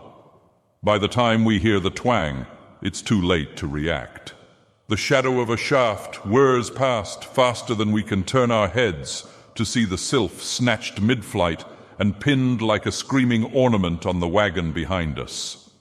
"Ready lanterns!" Grant hisses, and every head snaps to the northern front, expecting deluge waves of hobs mid-charge. But it's only one vicious, hulking monster who's slipped from behind the curtain, sniffing the air for its familiar smells. Chaka yips. Miasmatic slaver foams from his unmuzzled mouth, yet curiously he dares not respond to Muad'Nate's shrieks, nor to the tasty prospects of Strong's and Bronze's bones. It's as though he's a totally different hob from the ravenous ghoul whom I watched devour trolls and kobolds with abandon. There were no second thoughts before, not even initial considerations, but now he's so cautious. His fiery eyes flit from the grounds, the carts, the stalls, the wagons, the inns, the houses, then last to us, as if we're an afterthought. That is until the screams start from the south. Chaka's ears perk up, and it's as if he's forgotten all about whatever it was that held him back, as if he's forgotten the houses, the stalls, and the grounds. Now we have his attention. Now he yips and he howls. Meanwhile, the screams from the south are growing wilder. Human screams, but there's something else. 3 of you, reverse position and cover our flank. The rest, hold your fire until I give my command, orders Grant. But his men aren't having it. You can't be serious, one of them says. By the Patriarch, Constable, we need to get our hides right out of this market before the axe comes. Before the deputy can finish, a wand blast bellows somewhere in the distance, yet close enough to set off a cascade. At least it's not my fault this time. The young man under the wheel panics, fires prematurely. Then suddenly the whole constabulary is shooting blind into the night, their lantern plan forgotten, Grant's furious commands drowned like an unwanted puppy in a torrent of smoke and tumult. It's the first crash of the first wave of the storm, and in its wake, the devastation has transmogrified the landscape. No more stalls, no more streets, no more townships south to see or hear, but for vague black shapes through gray clouds of sulfuric smoke as impenetrable as the ringing in my ears.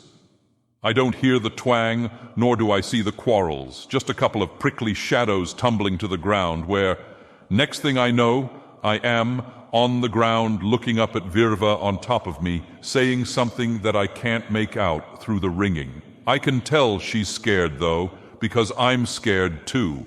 This is just like the royals and the trolls and the gatehouse all rolled together, only now there is nowhere to run and no one to save us.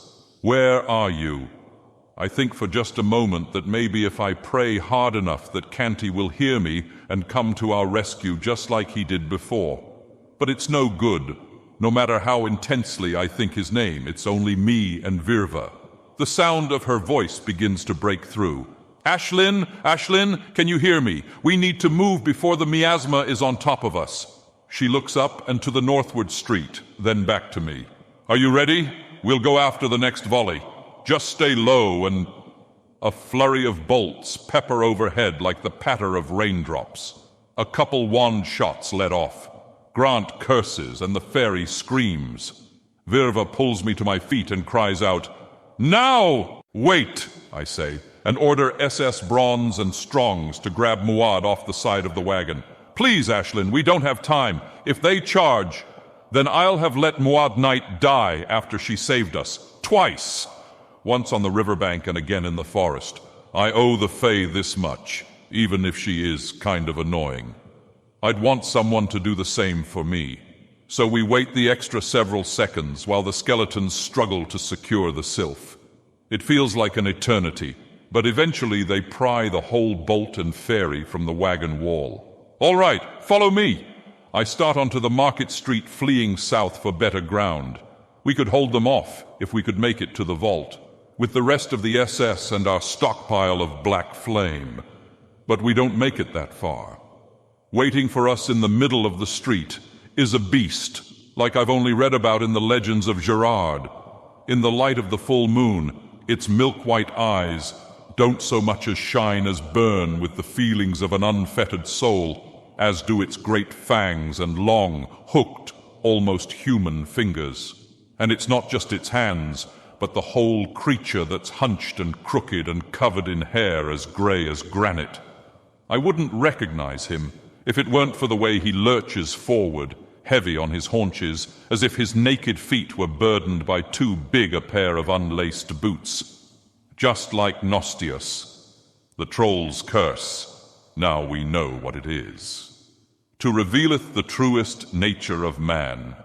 I'm sure Muad'Nait would say, upon seeing our transmogrified friend, if she weren't a screaming sylph kebab. And she'd be wrong again, I think, calling out, so happy to discover that he's still alive.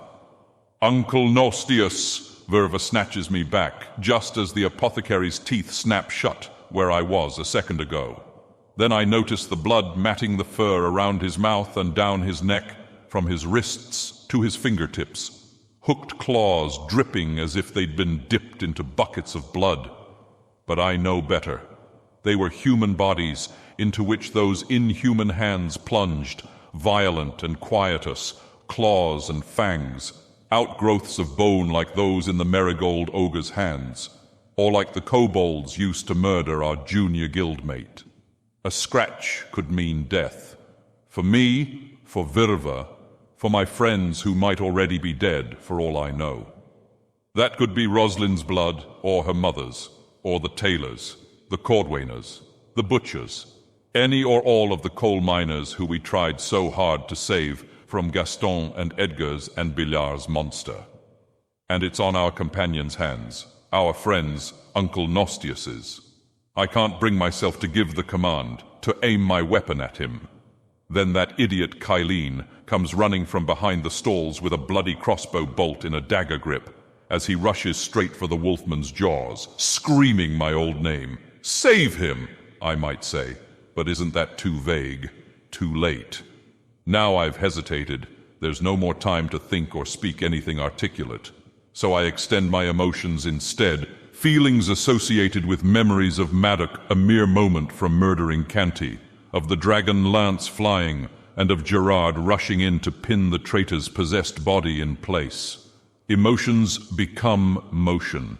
In an act of simultaneous replication, Deputy Strong's partisan plunges dead center inside Gnostius's transmogrified chest, and not a second before he would have torn off Kaylene's head, yet the idiot doesn't even realize he's been rescued. He lunges, his eyes probably shut, with a big, wild, overhead thrust into the wolfman's shoulder, all the while shouting for me to run, that he'll hold the monster off, despite the fact Strong's is already bracing the shaft. But one skeleton won't be enough. Bronze, I will the second skeleton to join his fellow, hoping he'll get there before the apothecary recovers, turns his head, and bites Kaylene's off. We've got less than a second. Bronze! I shout aloud, yet there's no answer, no skeleton, no partisan. My heart drops. Then, in the same second, it jumps into my mouth as Nostius howls in long, bestial anguish. From the shoulder down where Kylene's quarrel entered, the fur turns white and withers. The whole arm dwindles, becomes human again, then shrivels further until nothing is left but a bloodless husk. Like dead leaves, it crumbles and blows away with the wind in a puff of miasmatic dust. Our half-second passes. Nostius turns to run, dragging the doorman and Strongs along in his escape. So I raise my death wand and aim at the legs. I don't need to be afraid of killing him with salt. He's no hob after all. He's human. Kaylene's blood-soaked quietus bolt proves it. Though I wonder, was it his own murderous possession that imbued the blood, or was it the ghouls who shot it? Wait, what am I doing? I don't have time to think about this. I cock the hammer, line my sights, close one eye, even though in training, Bradwer told me not to. About the trigger, however, I follow his advice and only rap it with my finger when I'm ready to fire a blast at the backs of the apothecary's knees. This is my last chance. He's almost too far for salt shot to reach. I'm sorry, Uncle Nostius. If it stays broken, we'll buy you a peg leg like we did Dr. Edgar, I promise myself, so that my finger will listen when I tell it to squeeze. But then, mid-self-convincing, I feel that familiar burn at the back of my sinuses, so faint that it's pleasant, like the scent of spicy tea. Chaka. Flashbacks of our last encounter on the buttress bridge flood my lung and force out the air in a sudden, sharp, soundless exhalation. I spin on my heels, and there he is, the looming terror crunching Bronze's skull between slavering jaws. The rest of the skeleton dangles aloft in the ghoul's claws, limbs flailing like a dying spider's. Partisan dropped, Muad clutched tight by the bone's seizuring hand, screaming. In another second, Chaka will put an end to that. He wants to eat the Fae next, so says his gaping maw, struggling to track the SS deputy's random movements. This is my opportunity. I don't even have to aim at this range, just point and pull the trigger and fill my old friend's mouth with salt. My fear thaws, the wand blasts, the Hobb's head jerks back, and he drops Deputy Brawns, but it's not enough to stop him. Chaka catches his footing after a couple stagger steps, then lowers his head and growls through shattered teeth. His eyes burn like stoked coals with a desire to consume, to destroy, a foreign will. Then I don't have a choice, I think, readying a bayonet thrust for the Hobb's imminent rush. Then it flashes between us, Virva Zathame. Hilt over blade, the knife whirls like a ring of moonlight through the black night air. It shines unmistakably the bright of polished silver, and then it sputters as fast as it appears. With all the speed and focus of instinctive fear, Chaka knocks it from the air, and therefore fails to notice the cloud of powder surrounding him. Nor does he react to the sound of the striker, only to Virva's breath of flame. But by then, it's too late. The powder ignites in translucent blue tendrils that catch the ghoul's fur, trapping him inside a smoldering prison. "Ashlyn, now!" Virva shouts, in a tone imperious so I won't hesitate to stake our old Hob in the heart.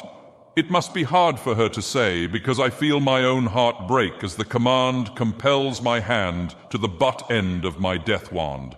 I lunge into the fray, look away and thrust, but I can't escape feeling the bayonet pass into Chaka's chest, scraping ribs, piercing his heart, his lung, and the muscles covering them. Then again, as I yank the blade out, I feel it. The wound spurting, not blood, but streaks of pale white flames while his spirit bleeds.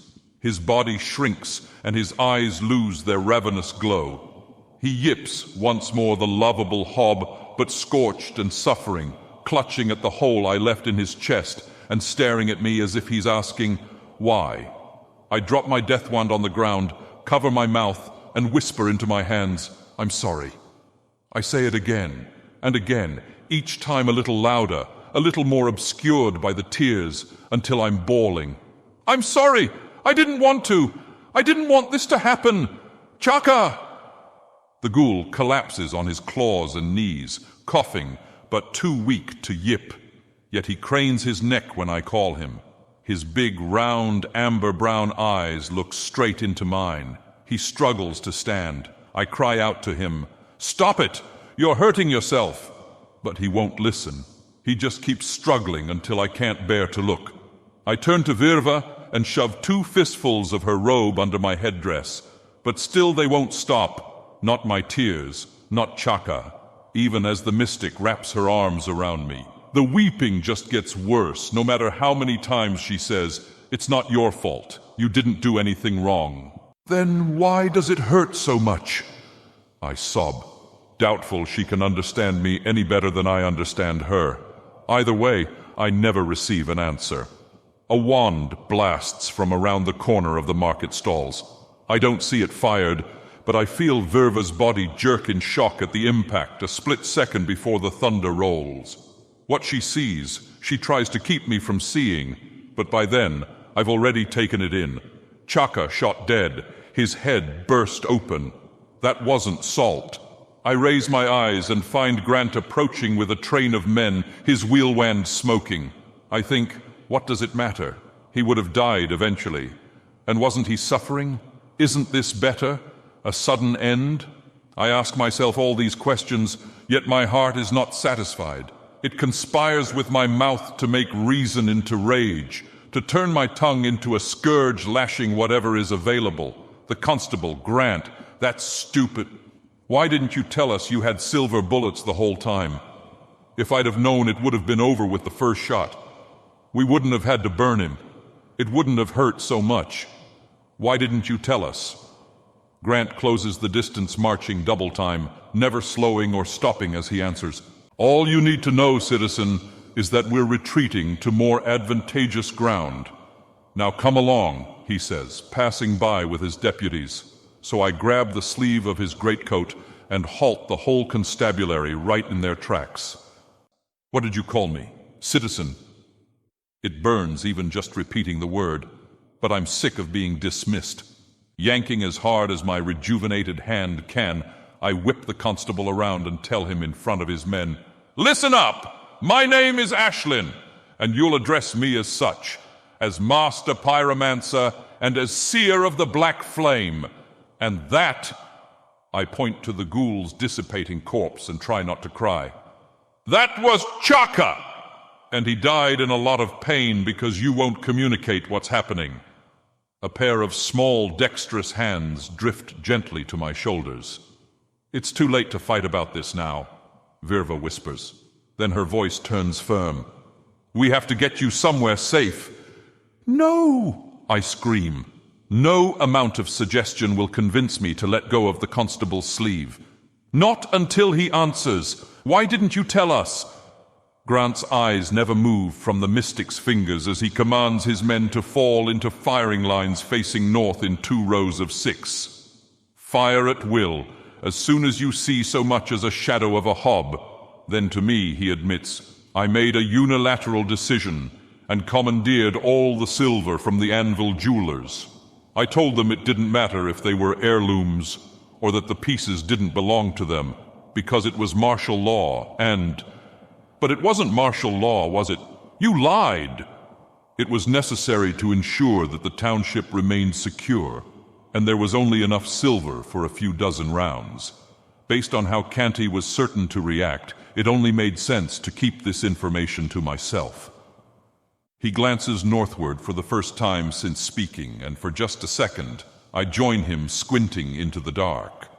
The miasma still hasn't advanced, and it seems as though they've ceased their volleys of quarrels. You'd think this would calm the constable down, but instead, it has the opposite effect. His lips twist into a snarl under the moonlight, but his brow remains shadowed. "Pick up your fairy," he says. "We'll need it if they manage to surround us." "So now he thinks they could circle around?" blurts out Mr. PSO, awake. "What were those knocks on my noggin for, then?" We ignore him. I collect Muad and tuck her into one of Virva's dozen pockets. Not because Grant ordered it, I let him know.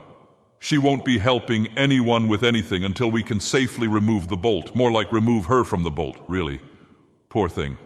First her, then Chaka, and Nostius lost his arm. Canty's face got burned off. "It's not your fault. You didn't do anything wrong." Virva's words echo, as does my unanswered question. Then why does it hurt so much? I grab my death wand and walk over to the rows. Ahead of us is nothing but darkness, spent quarrels, and a wall of miasma. I point out to the constable. "You still haven't said why they stopped shooting." "I don't know, so I am assuming the worst." "And what is that?" I ask. He stares north for a moment, then utters, "Reinforcements. Everyone, hold your fire." Too slow. The men are already executing their initial orders, shrouding the quarrel-littered space with salt shot and smoke. Wands flash like lightning in a storm, each blast chased by thunder, and between the claps, what is that? It's like the ringing that sounds out from the golden anvil smitheries, a dozen hammers drumming on solid blocks of iron. Then the death wands go quiet.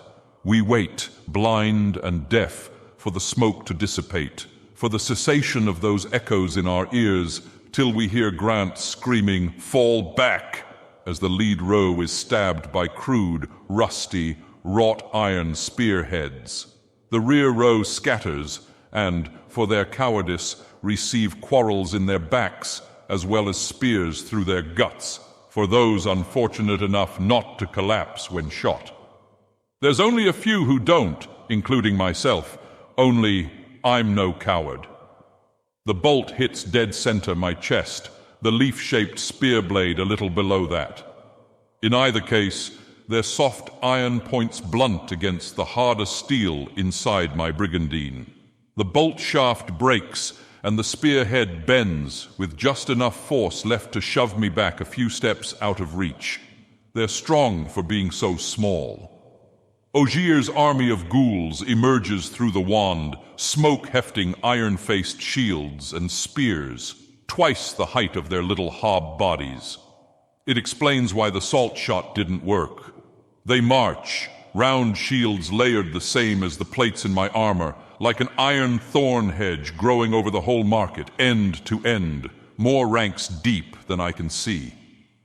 I turn to Virva. "We can go now." "Halt!" the constable orders as if to his own underlings, leveling his weapon, deepening his voice. "In the name of the old king's law, or by my power as marshal, I'll see you all executed as criminals of war." Of course, the army creeps onward. Grant opens fire, and all 5 silver balls flatten against iron. "In the name of the old king," he repeats himself, cocking and dropping his wand hammer over and over onto exhausted brass caps. Virva takes my hand, glances a moment at the constable before making her decision. "Let's go!" She chooses to abandon South's marshal to his futile power struggle. "Leave him," she says when I look back. "He deserves his fate." I can't debate that, not after Chaka and the Fey cursed and how badly he used to talk about us, about me and Kanti. It's strange to think that for a time we really became friends. Yet he helped us out so much. Saved us. I stop, and Virva insists. "Let him go. It's no use. And even if it was, he's just as bad as the monsters in charge of Marigold and Glassborough." Maybe so, but I'm not. I give Grant one shot and tell him, "We're leaving, you idiot. We'll hold them off at the vault with the rest of the SS." But he just stands there, clicking his empty wand, murmuring, "In the name of the old king." Virva was right. At least I tried, I think, and give in to her leading me away. We start south and west, but never make it more than a few steps into the darkness, when an arc of light tears apart the sky. Lightning followed by a woman's shrill. Then a voice somehow simultaneously sonorous and serene speaks, but a single syllable, and the ranks of ghoulish soldiers snap to a stop. "Halt," he says, then once we've turned around, "Kneel, lest I be forced to squander such talent." "The old king," Grant mutters, awe-stricken. He drops his weapon, falls to his hands and knees, bows down and looks up. He does this repeatedly, like a starry-eyed child who can't believe what he's seeing. Old King Ogier, embodied in his own ancient flesh, shorter than I remember, and skinnier looking in ragged indigo silks, though his face remains the same pallor of ash wood, wrinkled and brittle as his wiry beard is long, as his hair is thin, tucked under a new, crudely wrought iron ring wrapped around his forehead. "Township South bows before your authority." Grant says that, but it's really just him and the army on their knees. Virva and I stand, as does Shaquar, beside the old king as a captive, stripped bare save for a set of rusty shackles around her wrists and ankles, her hair thrown forward to hide her nakedness. A ghoul behind her takes notice and, wielding a troll leather whip, lashes the shield maiden's exposed back till she submits. The hollow husk of old Ogier grimaces. "Choose ye to suffer then, as doth this maiden. Nay, as does all of man choose while failing to understand the grand purpose of their limited position, just as man fails to understand the purpose of mine." He points to his eye on his right side and explains, "I am wisdom incarnate, the living memory of what was, and the sole visionary of what is to be. You, my subjects, lack the foresight necessary to order your fates. This is why the right to rule is mine, for only I possess the power to see. The Eye of Amgeen." I recognize the pinprick of light shining through its smoked glass casing, Domnall's design, as was the idea to wedge it inside the eye socket, eyes on the inside, stolen. "You're nothing but a thief and a senile old man," I reply to his tirade. stalling for time, stealing glances at the deputies' bodies beneath the soldiers' feet. I know somebody plenty less blind than you. Truly? The king chuckles like a troll, like grit and gravel. And of whom speakest thou? Surely not that troglodyte from under the keep. His name is Canti, Lord of Fear, and of the Black Flame, Master Pyromancer, and Warden of Township South. And yeah, he'd make a better king than you. Grant flies to his feet and seethes the word, treason, like a spit adder, as if it were an incantation conjuring the poison foam frothing at his lips. Vile, treacherous, unforgivable treason. Such talk constitutes open rebellion. It is no better than the Union Church. No, it's worse. It's worse than the criminal council in Glassborough. It is an act of war, such treason and defiance. He turns again toward Ogier, kneels, and begs him, "Please, your authority. Order me responsible for apprehending these insurgents. I swear on my honor, I will not fail you." The old king advances, comes as close as his front line of ghouls, but no further, as if he's scared to venture beyond that which he's already conquered. A weakness I wish I knew how to exploit. Attack him with something he's never seen before, but all I have at my disposal are the resurrection spell, the dragon lance, and a satchel of black flame. As soon as I move or try to start an incantation, he'll have his taskmaster flog Chalcoir, and then it's over. If only my wand was loaded, but it's not. So I look to Virva, hoping she's got something up her sleeve, yet I find her petrified, eyes wide with dread. "Stand," commands the king, and Grant obeys, then starts to shake as Ogier's hand envelops his shoulder. "Thou swore just now thou would serve without fail." "Yes, your authority. If you give me the chance, I'll—" "Fool. Thou would be crushed in single combat with this sickly girl. Even if lent a dozen Gnoll soldiers, still would she slayeth thee.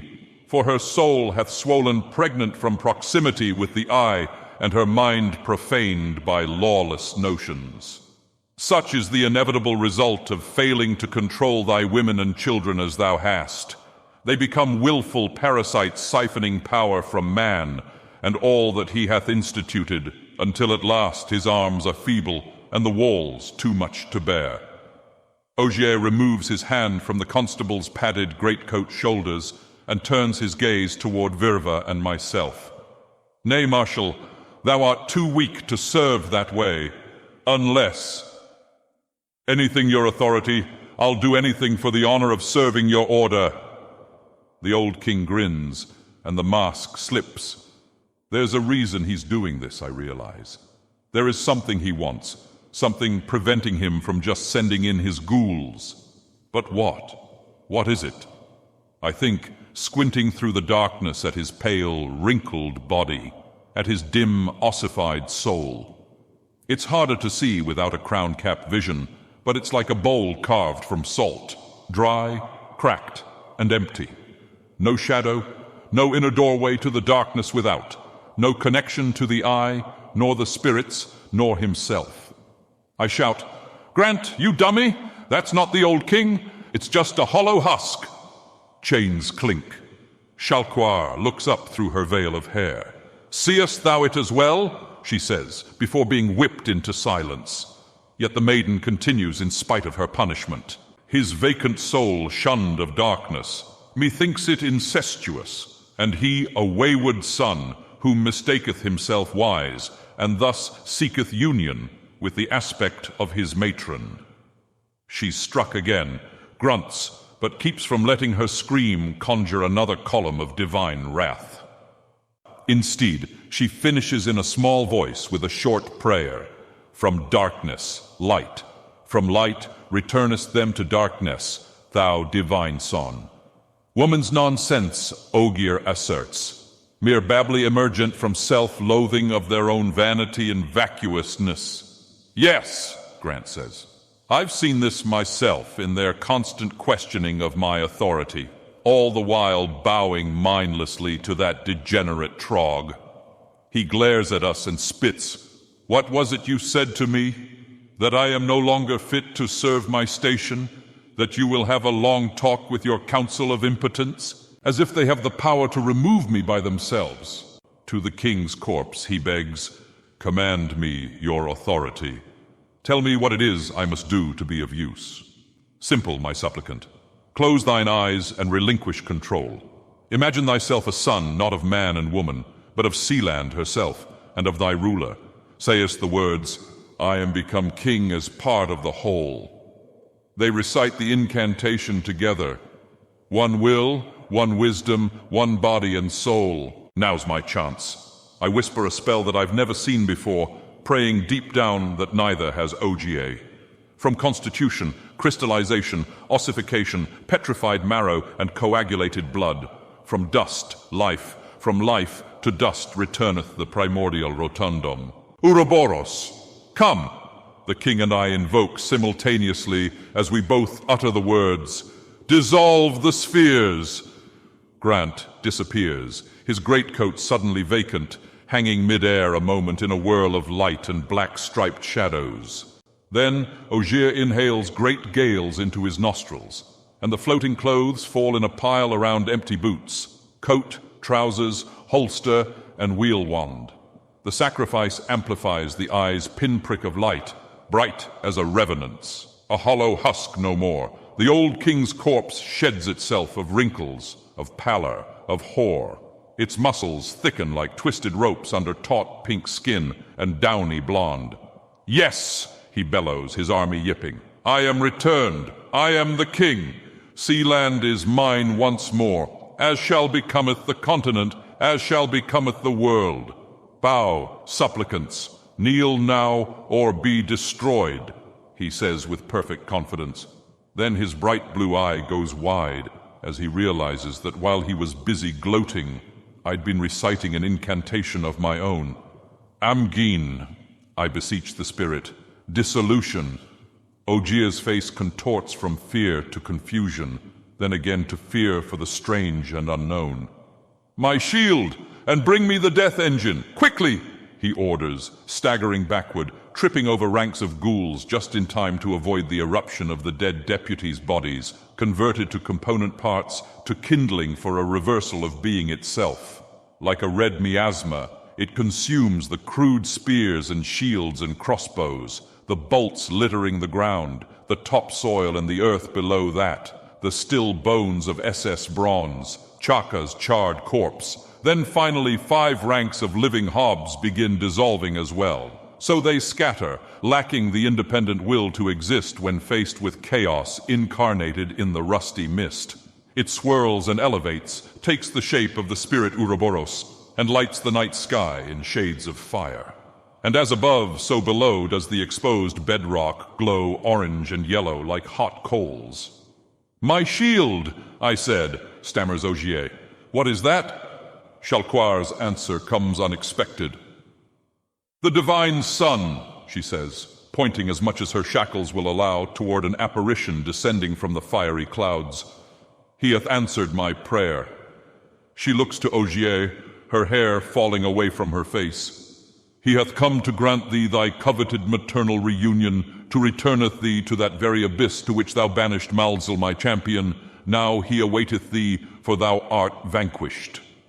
"Smite her!" the old king screams to his taskmaster. "Smite her now, before the girl destroyeth us all!" And so the ghoul unfurls his whip over and over. Blood spatters from the shield maiden's naked back as she groans, lips closed. I wish I could help her. I try begging the descending apparition, but it doesn't seem to hear, or else it doesn't care. It's difficult to tell by only a silhouette of pearl-white fire. That is, until it touches the molten ground and reaches a hand down as if it's about to pull something out. Then it does. An inferno of translucent flames rises from the earth like a hand grasping onto the Ouroboros above. It pulls itself into the sky and vanishes in one great flash of light, as does the apparition. Left behind gapes a hole 6 men wide, separating me and Verva from the king. Now's our chance to run, but there's no way I'm missing this. They climb out from a tunnel below south, Gerard the giant slayer and the Lord of the Black Flame. Canty. "How are you holding up, kid?" he asks, without looking, not that he could. The only eye left to him is Virva's amulet dangling around his neck. It and the head of the pickaxe hefted on his shoulder glimmer in the moonlight, especially against the rest of his clothes soaked black with gore. Canty plants the pick in the dirt in front of him, draws his sword, pulls a satchel from his pocket. Ogier chuckles. "All that bluster for a dead rebel and a troglodyte. A fool's hope, though this doth explain how my plan runneth afoul, and I admit I am impressed.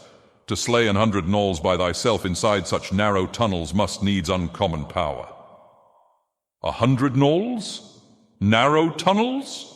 That explains the army's trepidatious assault. They thought they'd find victory in the veins under the township, packing them with ghouls, drowning south in miasma. But what they found instead was glass shrapnel, crown cap gas, an angry revenant, and a mithril edge in the hands of a hero. But how did he find us? Canty responds, "I had help from the spirits, from Gerard here, and from your old soul. You crushed his hopes when you stole the eye and left him behind. A man stealeth not what belongeth to him, but reclaimeth it. And be it true that my former spirit lamenteth, then I was right to abandon him, he who hath become so blind and weak. Ye together, however, would make great champions in mine army. Kneel, and if thy constable spake truly of thee, seest thine women kneel, and I shall take them as well. I don't know what Grant told you, but there's no way in hell either of these ladies are going to bow down, no matter what I do. Isn't that right? Virva, Ashlyn, by the way, where is our insufferable lawman? Don't tell me he was killed by ghouls." "Ogier ate him," I shout out, leaving out the part about Grant turning coat. "And he's holding Shalquar prisoner, and he turned Nostius into a wolf." That's not entirely true, but I don't have time to explain, so I continue. "And Chaka too. It's Ogier's fault we had to shoot him, and now he's going to use the Kingmaker against you. This guy doesn't do anything original." Canty chuckles under his bloody broken headdress, says to the embodied king, "What was it you told me? It's not stealing if I'm taking it back. Gerard, are you ready to put this tyrant down again?" The Revenant's jaw cracks ajar, and miasma amasses about his teeth-lit crimson as the shafts of light from his eyes turn from pale white to the red of revenge. And the groan that comes out is like a wolf's baleful howl, and a man's harrowed moan rolled together in pitch, waiting for a spark. It's all that it would take to start the firestorm, though the enemy doesn't need an open flame to fire the stolen weapon now slung over his shoulder. It rests against his right hip, and opposite it, gripped in his left hand, is the shield he summoned earlier. Huge, round, framed with crystal amber, faced on one half with boiled fayskin, troll by the look of it. The other half covered in mirror glass, only it's more like ice. Just looking upon it fills my heart with cold and sadness. But Gerard has no heart, and Canty has no eyes. Whatever magic belongs to the shield is lost on South's champions. I wonder if Ogier realizes, or if he can even see beyond the surface, beyond the cover of the magnum opus, to the riddle capture of the Alcahest. "What a waste," he mutters. "Soldiers, slay them to the very last. Leave not a rebel standing. Be without mercy, for it is they who have chosen disobedience and death." Drumming their shields, the ghouls yip, stamp their heels, and replace the ranks consumed by the Ouroboros. They advance as quickly as they can, but even at their fastest, the machinations of war must move slowly to maintain their rigid formations. Plenty of time for Canty to complete his transmutation. "Alcahest," he finishes, and from the tip of Ogier's blade, the satchel erupts in a great swathe of black fire that chases the sword's arc across the northern quarter of the market.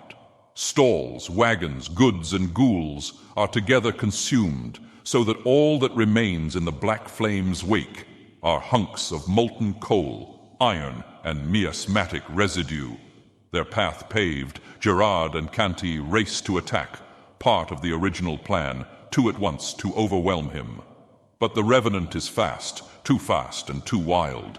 He hurls himself forward on three limbs, roaring, the fourth cocked back, defense abandoned, his attack so obvious that the king catches it on the mirror of his shield.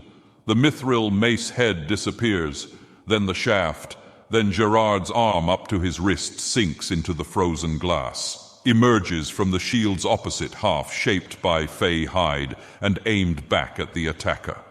The trollskin hits, the Revenant's skull shatters, yet Canty rushes dauntless. Because he can't see, he doesn't know. "Don't!" I scream, but he's already mid-swing. Just like with Gerard, the sword sinks into the mirror and replicates in the trollskin, cuts through a headdress antler, and knocks him sideways off his feet. "Canty!" It's me and Verva both screaming now, while the old king chuckles, adjusts the kingmaker's aim, then changes his mind. "Nay," he announces, new ghouls filtering in from the miasma curtain, thinner than before, and the hobs more skittish, less well-equipped, some with only spears of petrified wood. Ogier orders his taskmaster, "Smite him that the gnolls and these women and children shall witness the perfection of my wisdom, that to kneel to me is to bend before the patriarch himself." The ghoul's whip cracks, yet Chalcois remains silent. I shiver, imagining the scars she'll carry on her back, and wonder if I'd have the perseverance to suffer like that for the sake of someone hardly more familiar than a stranger, lash after lash. The old king loses patience. "Give it here, impotent fool. Centuries in waiting, yet nothing hath changed. Still I must do everything myself." Chalcois grunts as the whip cracks. She refuses to scream, just as Canty refuses to be defeated. He climbs to his feet, and the ill-equipped ghouls who at first were surrounding him retreat a few steps. Ogier notices, so he swings again, harder this time, so that the maiden cannot resist crying out. But by then, it's over. Canty thrusts his sword into the ground. Lightning courses up the blade, lighting the mithril bright as dawn, terrifying the hobs so that they scatter like pigeons as the Lord of Fear draws the sword from the road. The old king wheels, trains the death engine muzzle onto the figure before him, which he cannot comprehend. "Impossible! I taught no one such magic. How didst thou learn? Who told thee?" "You've gone senile, old man, to have forgotten who I am," Canty answers in a voice both his and not his own. Ogier staggers backward, muttering, "Who art thou? Who art thou?" "I am the king," they answer. And the tyrant bellows, "Dissolution!" From the mouth of the engine glows shadows, then the roar of a dragon, then its belch of fire, black and transmutative. The Alcahest, rendered in the form of the Ouroboros, burst forth from the steel barrel and swallows Canty whole. My heart stops for a moment, but for only just, as I watch the flames whirl and circle and absorb into Virva's amulet. He says, "I am Canty, Lord of the Black Flame, Warden of South, Master Pyromancer." And now he takes the necklace in hand, and from the gouged socket of his headdress shines like the eyes of a revenant. I am the vessel, the prima materia, become rotundum. The lost pages of the furtive opus are found. I am they, the spirits, the enigma who straddles between stone and bedlam. I am the anvil and the hammer on whom the lapis is forged. Thou, Amgine, reveal what hideth in the depths of shadowed arcanum. Bring into light, thou Enantiodromia, what lieth beneath the bedlam of the squalor of the soul. His hand opens from around the amulet to reveal a second eye of Amgine. Then that same hand rises overhead and takes hold of some massive invisible javelin. Electricity surges from the sword across his body and takes form as a crackling, snarling bolt of lightning and fire. Ogier cowers behind his shield, alone, abandoned. He knows nothing else and is struck down because of it, first by Gerard, who rises headless behind him, then by the wrath of his own retribution.